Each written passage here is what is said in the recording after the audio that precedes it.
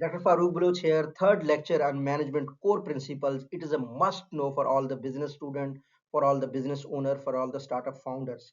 We will be discussing about functions of management. Functions of management describe the systematic process through which managers achieve organizational goals efficiently and effectively.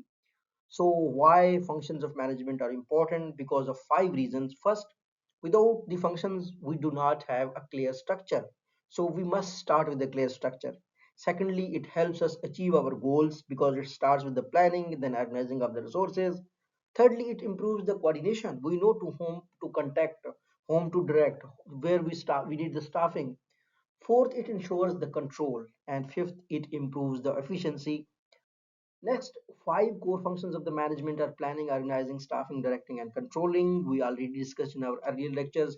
Here, I will be explaining them in detail so that you understand in clearly that what is planning, what is organizing, what is staffing, what is directing, what is controlling. Starting with the planning. Planning involves deciding in advance what to do, how to do, when to do it, and who will do it. So you can say we are answering all the core concepts that are must for deciding about the future. So the planning can be in three ways. First one is the strategic planning, which is a long-term planning in the next 10 years. This involves the vision of a certain company. Then second is the tactical planning. It means you need to compete with the different industries. How will you compete them in the field? Maybe your mission. And the third one is operational planning, which is dealing day-to-day activities, how you are going to lead your company compared to other companies. This is what you plan. This is the type of the planning. Obviously this is work of maybe owners, the strategic planning, top level management, then maybe middle level management does the tactical planning, and operational planning is done at the functional level. Yet we can get the guidelines for all the management levels in our initial document of the plan that we will be planning in the upcoming lectures. So function two is organizing. Organizing involves arranging tasks, resources, authority to achieve the planned objectives. It's step number two that once you planned what to do, when to do, how to do, who will do it. Here we talk about the resources, authority that we will give to the people or we will achieve to achieve our objective. So key elements of the organizing are division of work, departmentation, authority and responsibility, coordination. And staffing is our third function. Staffing ensures that the right people are placed at the right jobs in the right time. So this is extremely important. Without this, obviously, organization can achieve nothing. Staffing can be recruitment, selection, training and development, performance appraisals. Even a small company does that. Everybody know it. So this is extremely clear step.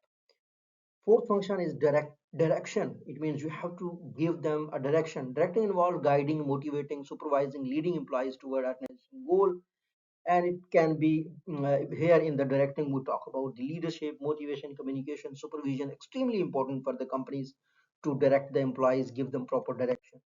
So the fifth stage is controlling, meaning ensure that the actual performance matches the planned performance, whatever we planned. So what we do, we set some standards, we measure performance, we compare result, we take the corrective action.